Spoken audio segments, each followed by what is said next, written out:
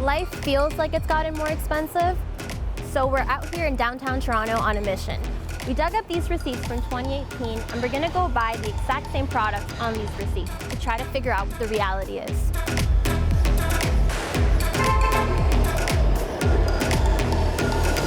So our first stop is the coffee shop. I'm gonna go get a chai tea latte. In 2018, it was $4.15. Can I get a chai tea latte? What size would you like? Top. And was this a hot one or ice one? Hot one. Okay, so I just went inside, and now this chai latte is $5.37. I'm gonna go get some lunch. I'm gonna get a salad, a spinach salad, and in 2018 it was $13.54. There's some kale, some quinoa, some tofu, black beans, broccoli, cabbage, carrots, corn, red pepper, tomato. So kale, tofu, it's now $17.49, which is a big difference. Our next stop is a drugstore. We're out here to get 5 items, some bug repellents, some sunscreen, and some deodorant. And it was $52.15 in 2018. Okay, so I found everything, and this time around it was $65.60.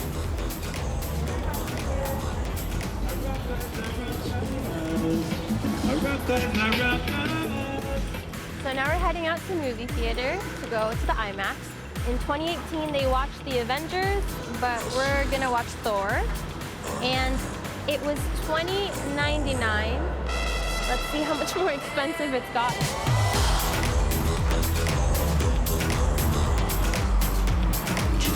I got the new movie ticket, and this time it was $22.26. I'll just remind you, last time it was $20.99. Okay, well, firstly, good for Alejandrina for getting access to those old receipts. But secondly, there are some important things to talk about here. So Peter Armstrong, a senior business correspondent, there's a bit of a glimmer of hope in today's numbers, but everything we're looking at there, prices, you know, coffee, salad, etc. Will those prices come down, or can you put that genie back in the bottle? No, you really can't. And the fact, Adrienne, is we actually don't want to. We want the rate of inflation to slow and to come back down to something more reasonable. But that reasonable, we've decided, is between 2 and 3%.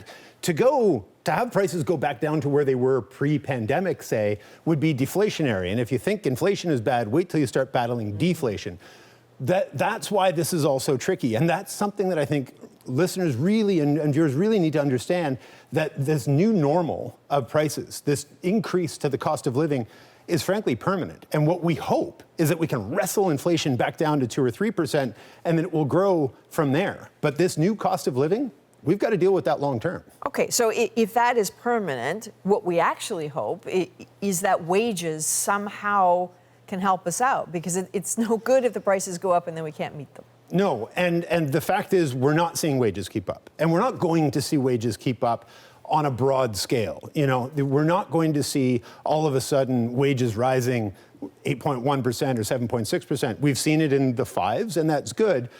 So the whole adjustment to how are these prices impacting our lives, this isn't a glitch. This isn't just a one-moment thing. This is something we're going to have to figure out how to deal with as an economy and as a society and as policymakers for the medium and even long-term future. Okay, so help me out with something. Call me naive if you want, but you know, I had openly presumed at one point that, okay, if interest rates are going up for the money to borrow, right, that if I'm going to take like my jar of coins that I've had all my life, I've kept a jar of coins and put it in the bank, is there a chance of higher interest rates on my deposits? And the answer seems to be, forget it. Yeah, you're not going to see higher interest rates in like your savings account We've seen GICs, for example, tick up. But remember, banks make money on the difference between how much they pay for loans and how much they pay for deposits.